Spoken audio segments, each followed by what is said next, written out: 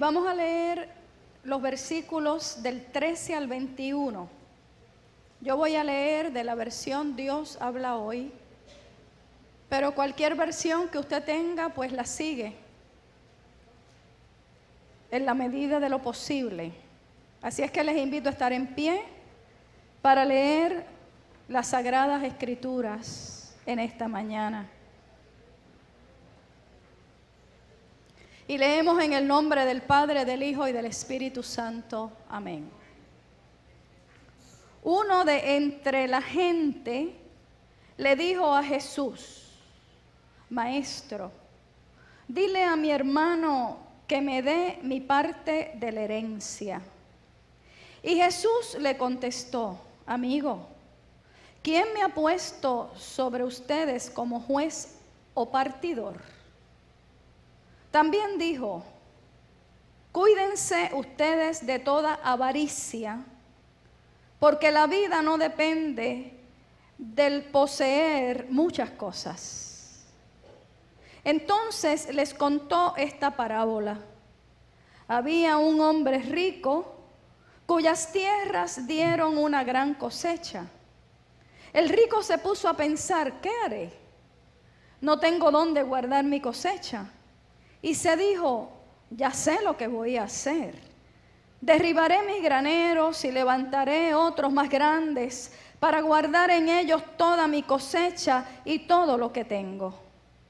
Luego me diré: amigo, tienes muchas cosas guardadas para muchos años. Descansa, come, bebe, goza de la vida. Pero Dios le dijo: necio, esta misma noche perderás la vida. Y lo que tienes guardado, ¿para quién será? Así le pasa al hombre o a la gente que amontona riquezas para sí mismo, pero es pobre delante de Dios. Pueden sentarse, hermanos y hermanas.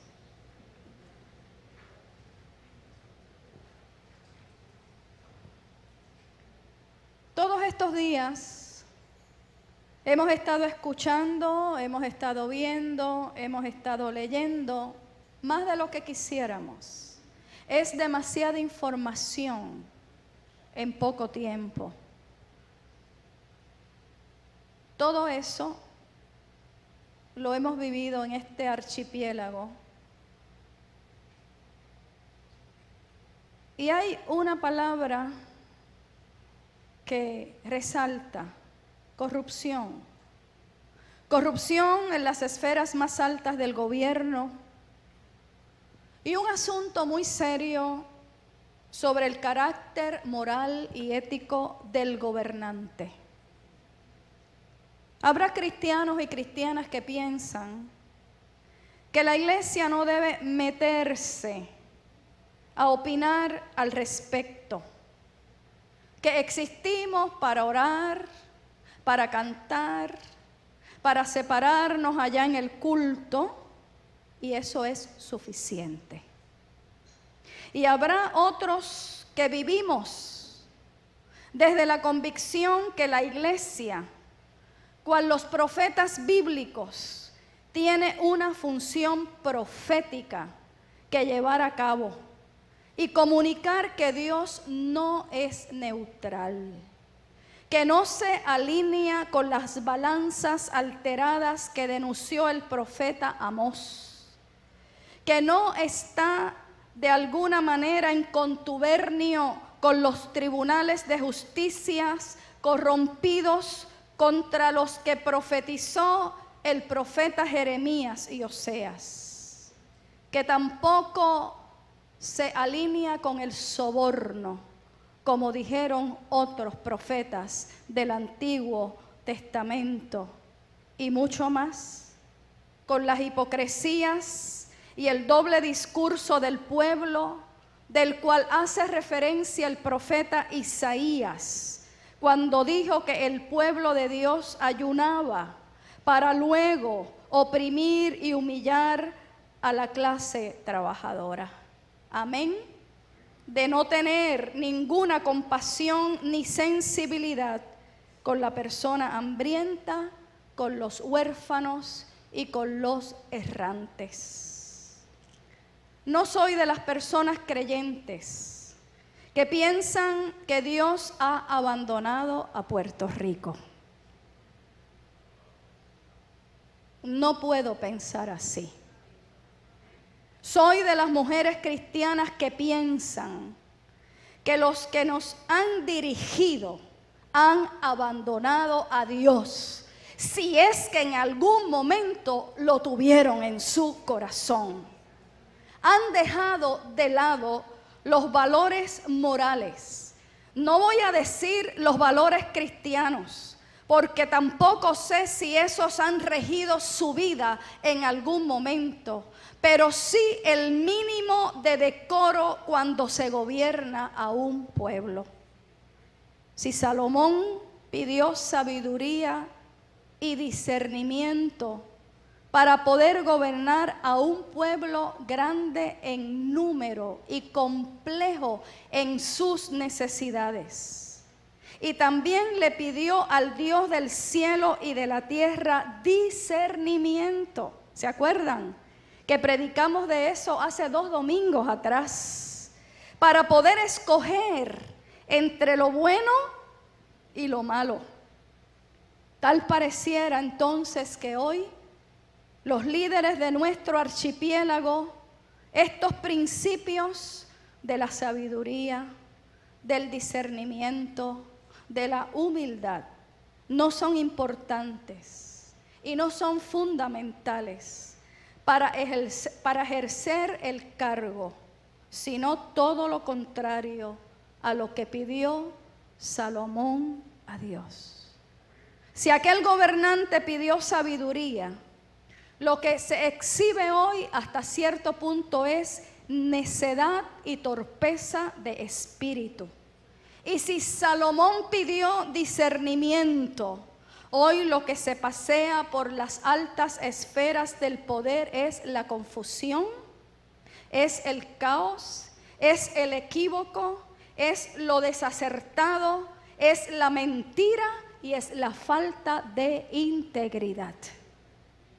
Cuando vamos al Evangelio, al capítulo 12 y versos del 13 al 21, eso tiene un contexto.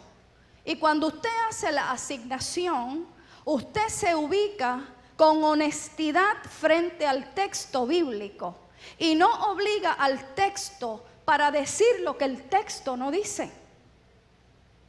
Nos dice el contexto que Jesús conoció en Galilea una grave crisis económica, mientras en Séforis y en Tiberíades crecía la riqueza. En las aldeas de la Galilea aumentaba la miseria. Las personas campesinas se quedaban sin tierras y los dueños de fincas y tierras construían graneros cada vez más grandes para su único beneficio. ¿Qué piensa Jesús de esta situación? Lo habló con toda claridad en una breve parábola. Usted lo leyó conmigo, amén. Un rico campesino se vio sorprendido por una cosecha que no esperaba. Y ante lo inesperado se pregunta una cosa: ¿qué haré? Lo mismo se preguntaban los campesinos, esos campesinos pobres de la Galilea, de la Alta Galilea, de la Baja Galilea, cuando escuchaban a Jesús. ¿Qué hará? ¿Se acordará de nosotros? Y sabemos que este Jesús caminante se acordó de todos aquellos que estaban en el camino, junto al camino y donde quiera que Él se encontró con ellos y ellas. El rico toma una decisión de hombre poderoso pero necio. Es lo que dice el Evangelio de Lucas. Se construirá de un almacén más grande y solo será para su placer. Solo será para su beneficio. Y se dice para sí, volviendo a la lectura, amigo, él se habla a sí mismo. Amigo, tú tienes muchas cosas guardadas para muchos años. Así que despreocúpate, lo demás no importa. Descansa, come, bebe, goza de la buena vida. Pero él no contaba con algo. Que Dios se insertara en su agenda.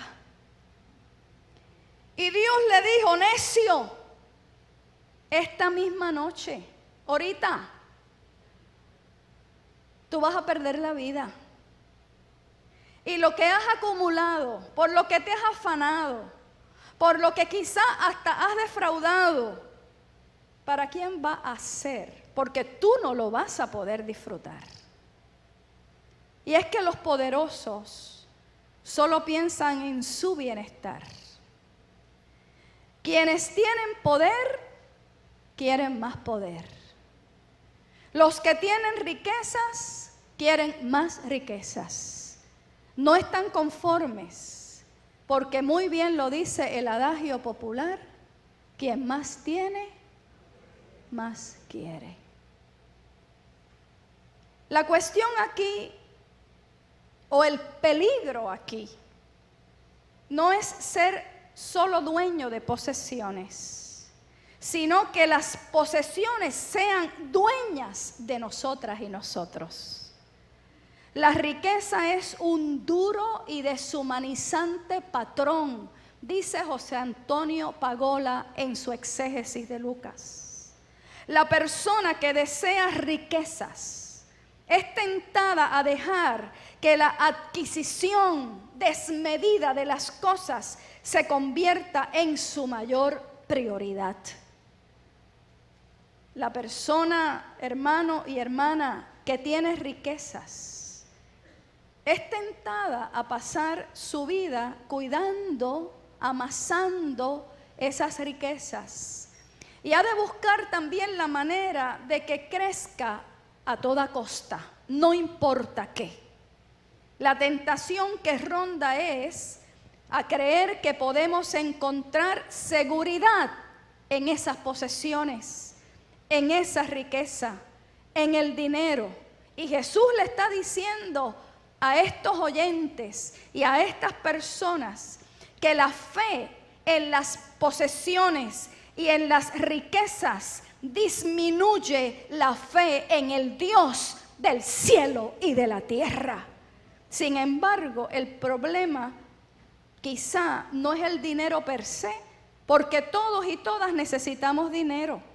Es un medio que tenemos para poder vivir, sino el problema radica en el amor al dinero. Y si no, acompáñeme un momentito rápidamente en Primera de Timoteo 6:10.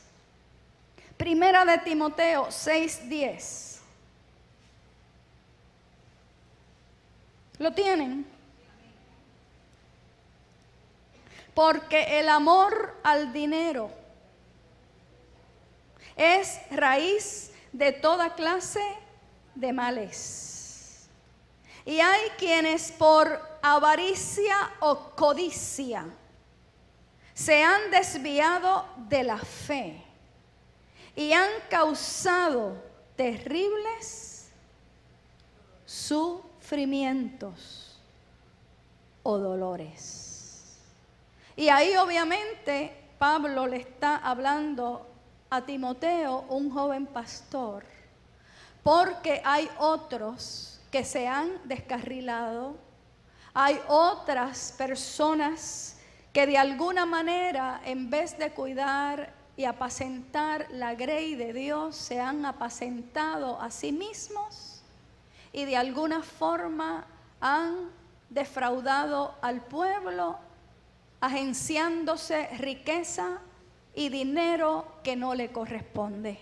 Pero eso es otro tema de la carta a Timoteo. Jesús a menudo habló del dinero y de las posesiones. Ahí en Lucas 12 no es la única ocasión. Nuestra lección del Evangelio nos pone esto en perspectiva. La seguridad verdadera viene de ser ricos en Dios. Eso es lo que está diciendo, y así acaba la parábola. Ricos en Dios. Porque como muy bien dice el testimonio bíblico, porque de qué le sirve al hombre o al ser humano ganar el mundo entero y perder su alma. Mirad y guardaos de toda avaricia, dice el versículo 15. Jesús, que está viendo el corazón, ve la avaricia en el interior de la persona y se dirige la pregunta no solo al hombre que está en el primer versículo de la controversia, sino que aprovecha y le habla a la multitud y utiliza la oportunidad para enseñarles el peligro de la avaricia. ¿Y qué es la avaricia, hermano y hermana? ¿Qué es la codicia? Pues mire, usted busque un diccionario, como hice yo, para estar segura de lo que estoy diciendo. Y avaricia es el afán de poseer muchas riquezas o de buscar riquezas por el solo placer de atesorarlas sin compartirlas con nadie. ¿O es que pensamos que estas personas que han defraudado al pueblo de Puerto Rico a través de los años, porque este mal es un mal de décadas, se ha enquistado, se ha institucionalizado, ha sido el modus operandi de gobiernos que suben y de gobiernos que bajan? Y hermanos y hermanas, cuando los que defraudan al pueblo lo hacen por avaricia, privan a la mayoría de los servicios básicos y esenciales. Y preguntamos, ¿es que estos que defraudan al pueblo no tienen lo necesario para vivir? Una de las personas que ha sido acusada, ha recibido el sueldo más alto que se le ha podido asignar a una secretaria de educación, $250,000, un país en quiebra económica que de alguna manera, de lo poco o de la nada, prácticamente ha tenido que solventar unos sueldos que para mí, hermano y hermana, son inaceptables. Y aún así, quería más. Porque la vida del hombre o de la mujer no consiste en la abundancia de los bienes que posee. El hombre que trajo la queja a Jesús al principio de la controversia, ha fijado los ojos o sus ojos tanto en sus posesiones que no ve nada más. Está obsesionado. Y Jesús le pide que se aleje un poco para ver el conjunto, para ver el cuadro completo. Un ejercicio que a través de la parábola pone en perspectiva la discusión de las posesiones o de las riquezas. Así que las posesiones aún están en la discusión, pero cuando Jesús comenta la parábola, de alguna manera parecen estas más pequeñas, las riquezas, cuando se miran contra el telón de fondo de lo que es el resto de la vida. Entonces Jesús pasa la conversación de la herencia del hombre a lo que es su verdadera necesidad. La defensa contra toda avaricia y la oportunidad de hacerse rico en Dios. Así que el rico insensato de alguna manera acaparó todo lo que pudo, sin tomar en cuenta que había gente en Galilea, en la alta y en la baja Galilea, sufriendo. Y Jesús está diciendo, este hombre con poder y con dinero, en parte destruye la vida de los más pobres al no mirar esa necesidad y preferir que se pudra el grano en sus graneros. Eso por un lado. A su vez, que se hace él mismo miserable al no poder asegurar la propia vida, la suya. No hay duda, hermanos y hermanas, que frente a la necedad de los avaros está la lucidez de Jesús. No se puede servir a Dios y a las riquezas. Ya muy bien lo dijo Jesús. Porque amarás a uno y aborrecerás al otro. No se puede servir a Dios y al dinero. El dinero puede dar poder. El dinero puede otorgar fama, prestigio, seguridad, bienestar. Pero en la medida en que esclaviza a la persona, la cierra a Dios. Y la cierra a la solidaridad. Y la cierra a la sensibilidad con los más necesitados. Difícilmente Dios puede reinar en la vida de quienes están dominados por el dinero y el afán de lucro. La raíz de todos los males es el amor al dinero. Quienes viven alimentando la avaricia, el deseo insaciable de tener más, va creciendo en ellos y en ellas la necesidad de acumular, de tener más. No hay límites. Entonces el robo, el fraude, los esquemas vienen a formar parte de su vida. Jesús considera una insensatez, una necedad, la vida de aquellos dueños de tierras en la Palestina, obsesionados por almacenar sus cosechas en graneros cada vez más grandes.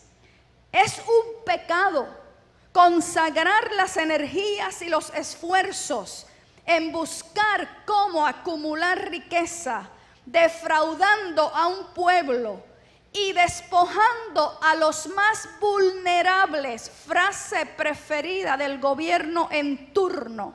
Pero para Jesús no era una frase de campaña. Para Jesús no era un eslogan político. Para Jesús los pobres, los marginados, los vulnerables fue su opción preferencial. Y porque fue su opción preferencial, le sirvió en todas sus necesidades. Y porque fue su opción preferencial, les respetó en todas las dimensiones. Así es que cuando Jesús se acercó al rico, a este poderoso, le hizo ver que su vida carecía de contenido, de sentido, de valor, de lo básico para poder seguir hacia adelante. Pero hay otra definición importante. Durante esta semana, la palabra corrupción la hemos escuchado más de 1000 veces.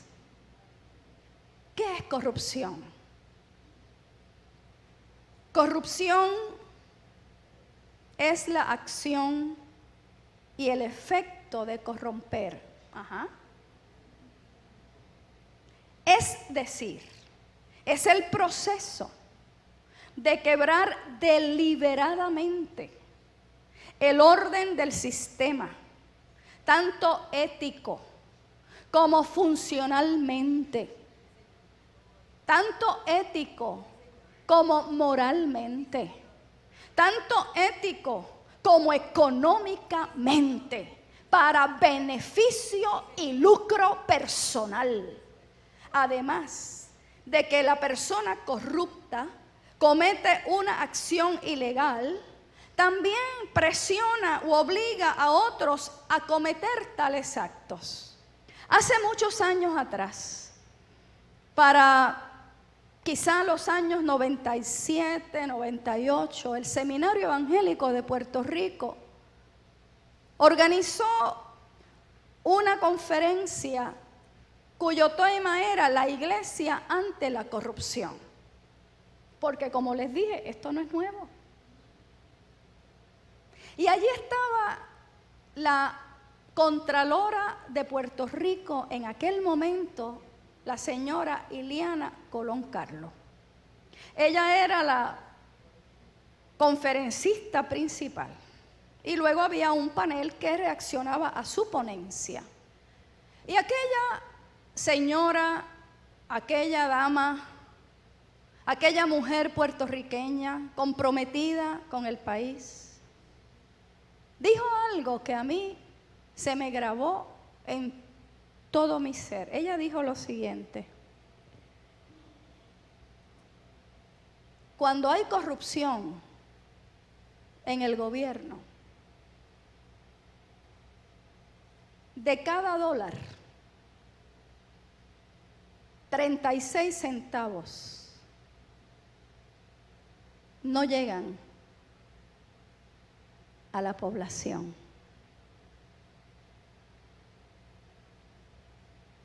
El pueblo deja de recibir de cada dólar 36 centavos. Quiere decir que si a usted le tocaba 100 chavitos, recibe 34.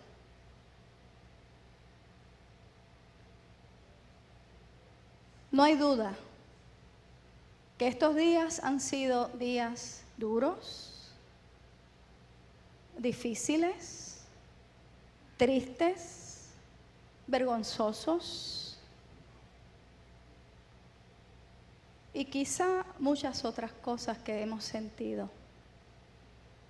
Y yo le tengo que decir, hermanos y hermanas, que hay momentos en que yo he orado aquí, y ustedes me han escuchado.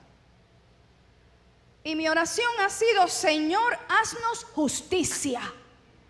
Ustedes lo han oído, porque esa es como que mi frase a Dios. Señor, haznos justicia. Y eso es desde el trato de los Estados Unidos a Puerto Rico hasta todo lo demás que ocurre en nuestro país. Y me parece que una de las formas que Dios tiene para hacer justicia es sacar a la luz lo que está oculto.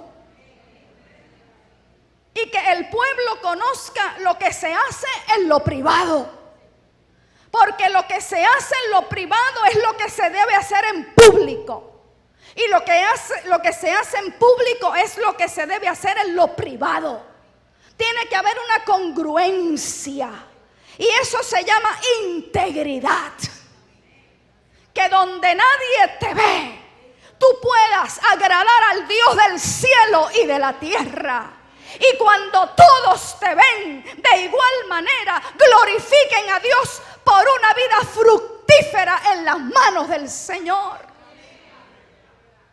Y cuando estamos en privado, y cuando estamos con nuestros teléfonos en las manos, o con nuestras tablets o nuestras computadoras en lo privado de nuestra habitación, lo que yo veo en la pantalla de mi computadora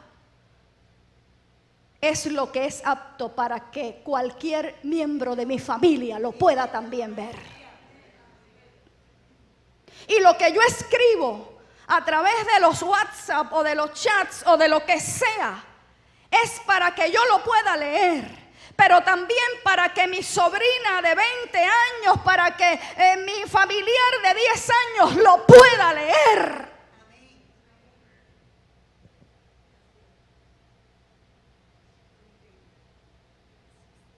Pero no solo es pedir a Dios que nos haga justicia, es pedirle que nos ayude a vivir la justicia, a exigir la justicia. Porque cuando usted vive la justicia, vive relaciones justas, respetuosas, de respeto, usted puede exigir respeto.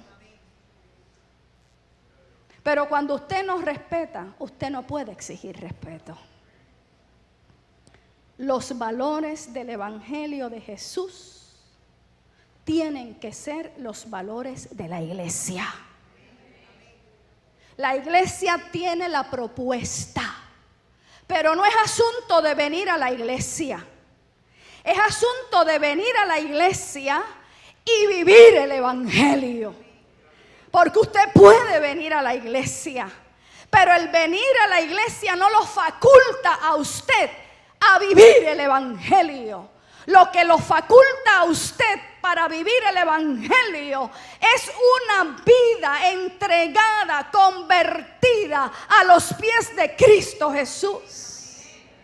Es un encuentro personal con el resucitado. Es una relación de primera mano con aquel que cambia y transforma corazones. ¿Qué nos corresponde hacer como personas cristianas y como iglesia? En coyunturas particulares como estas. Antes que personas que siguen a políticos, somos seguidores y seguidoras de Jesús y hacedores de su enseñanza.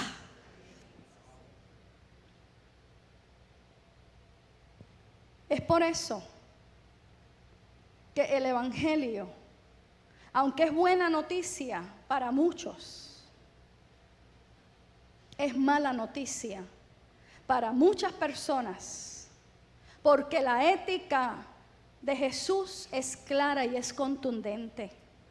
Y esa ética de Jesús exige una vida de humildad, de sacrificio y de amor. Y si no, después usted ubíquese en Mateo capítulo 5, 6, 7 y parte del 8. Esa es la ética del reino. El sermón de la montaña.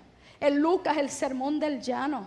Y allí Jesús hace una propuesta que para poder vivirla, para poder vivir esa ética del reino, lo primero que tiene que tener un creyente es a Jesús vivo en su corazón. Y si Jesús está vivo en nuestros corazones, podemos entonces trasladarlo a las acciones cotidianas. Como iglesia, es nuestro deber y compromiso cristiano un modelaje al país, a las nuevas generaciones que están oyendo lo que está ocurriendo. Nuestros chicos, nuestras chicas no lo pueden ver como la norma, como lo aceptable. No, mis hermanos y hermanas, es en el hogar donde primero se modela. Y la iglesia tiene una responsabilidad de enseñar, de proclamar y también de modelar, pero es allí en el hogar donde primero se comienza a vivir lo que son los valores del Evangelio. Que robar lo que no es nuestro está mal. Que cuando el chico se trajo el lápiz del compañerito, usted no lo puede dejar pasar por alto. Y usted tiene que preguntarle de quién es ese lápiz. ay, me lo traje. Pues tienes que devolverlo. Lo sencillo. Esa ética del reino, hermanos y hermanas.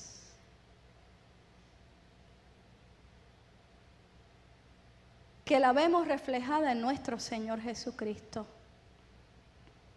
Que cuando aquellos fariseos, Simón el fariseo,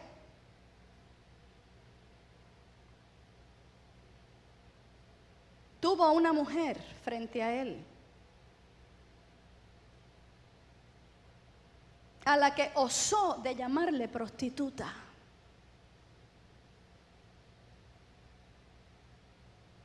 Y cuando Jesús estuvo en casa de Simón el fariseo, Simón el fariseo dijo, si este fuera profeta, supiera quién es esta que le está lavando los pies. Y Jesús le dijo a Simón, mira Simón, yo llegué aquí y tú que te las das de santurrón, no me lavaste los pies, no pusiste aceite en mi cabeza, no me trataste con el respeto de la ley más importante, que es el de la hospitalidad. Y esta no ha cesado de enjugar mis pies con sus lágrimas. Porque a quien mucho se le perdona, mucho ama. Quiere decir que este Jesús a las mujeres como a otras personas las tuvo en alta estima, que las respetó, que las incluyó en su séquito, que las hizo partícipes de la enseñanza de la Torá, como pasó con María, la hermana de Lázaro, y le dio la encomienda más importante, que fue ser portadoras de la palabra de la resurrección. Ese es el Señor, esa es su enseñanza, esa es su ética. Así es que usted y yo, como iglesia, tenemos que tener el modelaje de nuestro mayor líder, que no es ningún gobernante de esta tierra, sino nuestro Señor, Salvador y Maestro. Es nuestra responsabilidad como iglesia exigirle a nuestros líderes que al país se respeta. Y no respaldaremos servidores corruptos, ni quienes abusan de sus posiciones en el servicio público para denigrar a los seres humanos hechos a la imagen y semejanza de Dios. Tampoco podemos respaldar gobernantes insensibles a las necesidades del país, que con frases trilladas creen que duermen a un pueblo que comenzó a despertar hace un rato. Hay 7 principios que dijo Mahatma Gandhi, el líder pacifista más importante de la India, de quien debemos aprender. 7 principios que no deben ser parte de ningún gobierno, que no deben ser parte de ninguna sociedad que vaya en pos de la paz y de la justicia y del respeto. Se los voy a compartir sin mucha explicación, porque el tiempo apremia. Y al buen entendedor o entendedora, pocas palabras. Esos 7 principios que no deben ser parte de ningún gobierno ni de ninguna sociedad que va en pos de la paz, de la justicia, del orden y del respeto son los siguientes. Número 1, riqueza sin trabajo. Número 2, placer sin conciencia. Número 3, conocimiento sin carácter. Número 4, negocios sin ética. Número 5, ciencia sin humanidad. Número 6, religión sin sacrificio o adoración sin negación de sí mismo. Y número 7, política sin principios.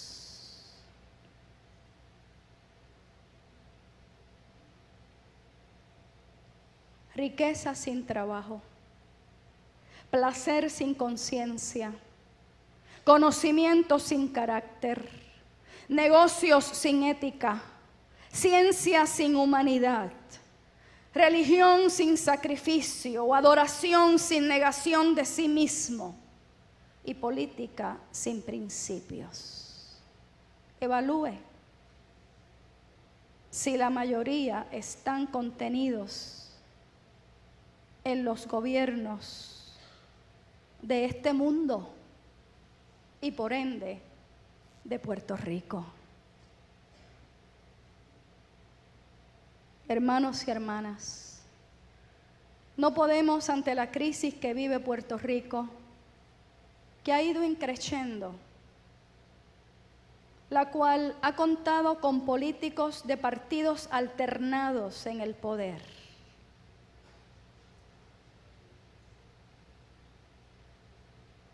No podemos permitir que hundan más a nuestro país. Ante la necedad de los gobernantes, está o tiene que estar la lucidez del pueblo de Dios.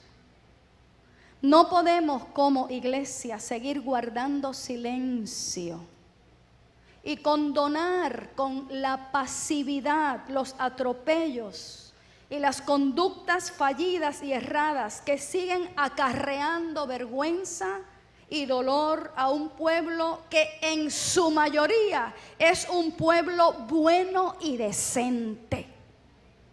Como mujer, como puertorriqueña, como cristiana y como pastora, estaré participando de foros justos y que me representen.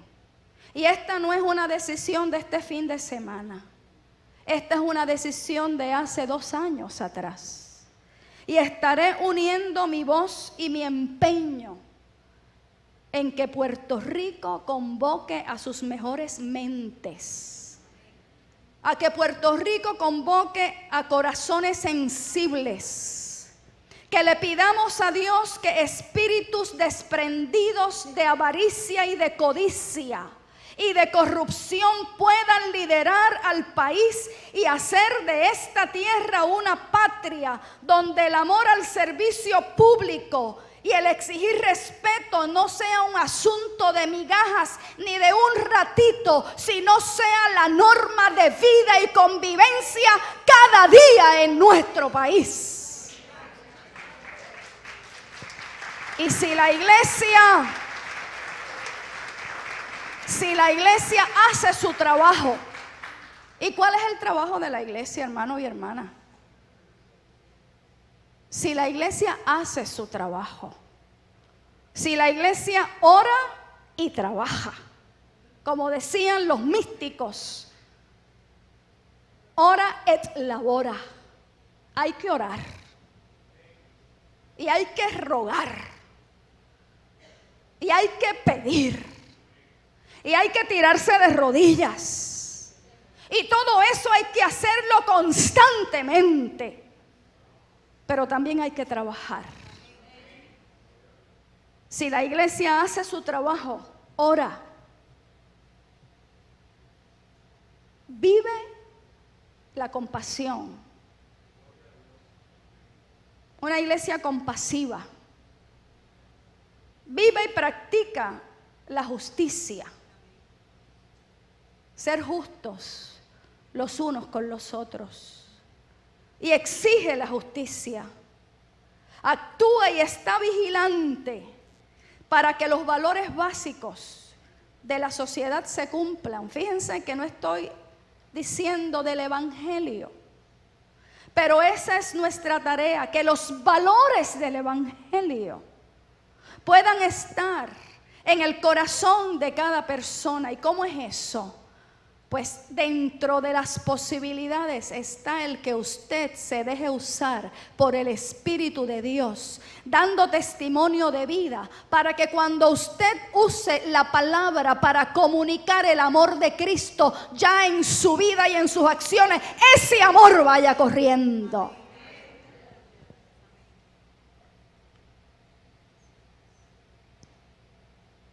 Entonces, seremos sal como oro marina. Seremos luz como Dios la inspiró en la oración, en medio de la oscuridad y de la descomposición, de la corrupción, donde todos tenemos una dosis de responsabilidad.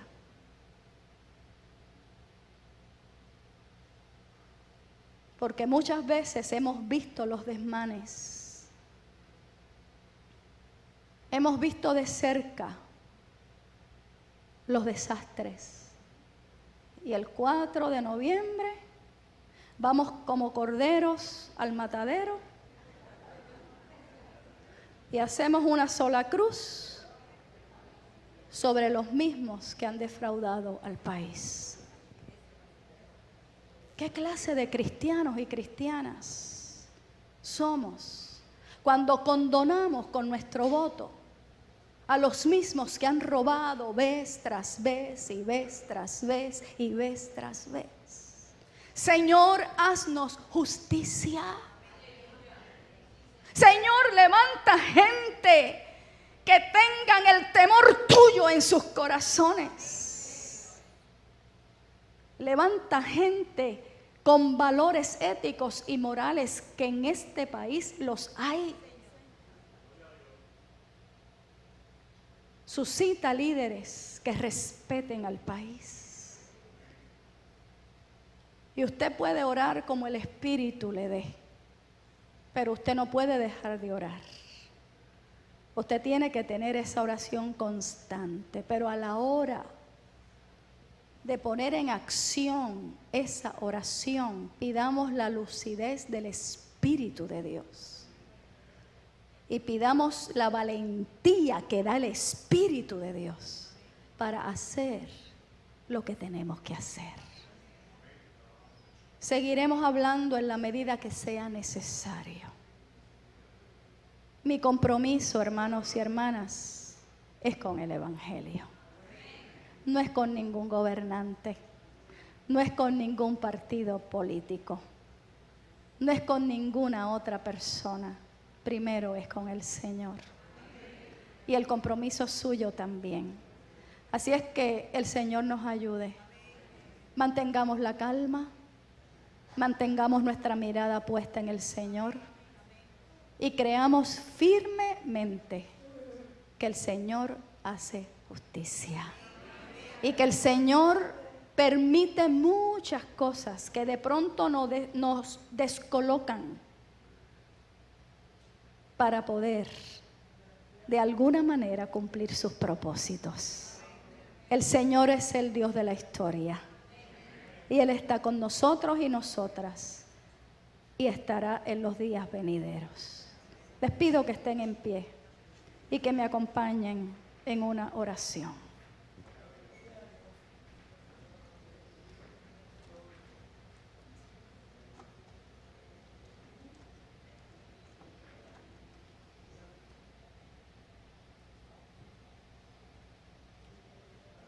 Señor,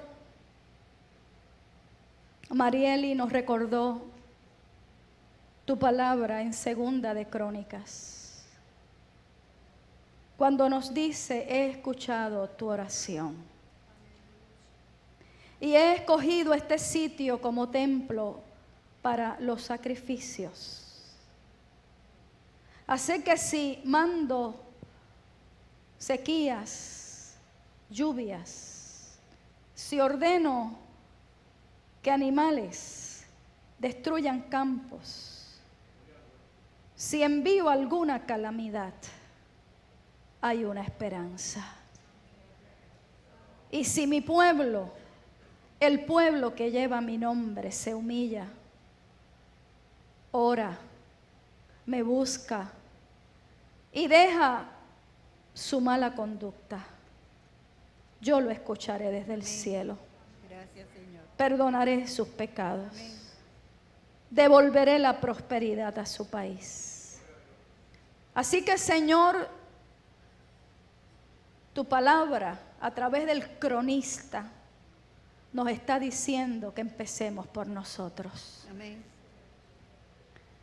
Lo que hemos hecho mal en nuestro carácter individual como cristianos, en nuestro carácter colectivo como iglesia. Señor, te pedimos, porque oramos, porque te lo pedimos, porque nos humillamos, porque te buscamos, Sí, Señor. porque te decimos que dejamos esa mala conducta, esa que no te agrada, Señor, y te pedimos que perdones nuestros pecados, para comenzar a sanar y a sanear, Señor, desde nosotros mismos. Padre Santo, aquí estamos. Perdónanos. Perdónanos, Señor, en nuestro proceder irresponsable. Perdónanos, Señor, oh Padre, en nuestro proceder insensible también. Perdónanos, Señor, cuando no te hemos dado a ti la prioridad. Perdónanos, Dios, cuando hemos puesto nuestra seguridad en otras cosas. Perdónanos, Señor, cuando lo que hemos predicado, cantado u orado no lo vivimos ni en el trabajo, ni en la comunidad, ni en la familia. Perdónanos, Dios. Y hacemos un pacto contigo en esta mañana. Amén, amén. Señor, y es vivir a la altura de nuestro Señor y Maestro. Es vivir la ética y los valores del Evangelio. Señor, es encarnar lo que Jesús vivió, encarnó y nos enseñó. Entonces, solo así, entonces, podremos exigir y podremos levantar nuestra voz. Y podremos, Señor, oh Dios, de alguna manera, Padre, sentir la paz de espíritu para ser iglesia profética, no silente, no indiferente. Ayúdanos, Dios, ayúdanos en esta hora, que podamos, Señor, mirarte a ti sobre todas las cosas, que podamos, Dios, tenerte a ti como referente directo. Trae lucidez a nuestras mentes. Trae, Señor, lo que nuestro corazón y espíritu necesitan. Y permítenos vivir una sabiduría colectiva para que como pueblo podamos superar este escollo en este momento complicado. Una vez más, nos entregamos a ti, el Dios de todo bien, el Dios de toda justicia. En ese nombre de Cristo, así llegamos a la mesa. Amén.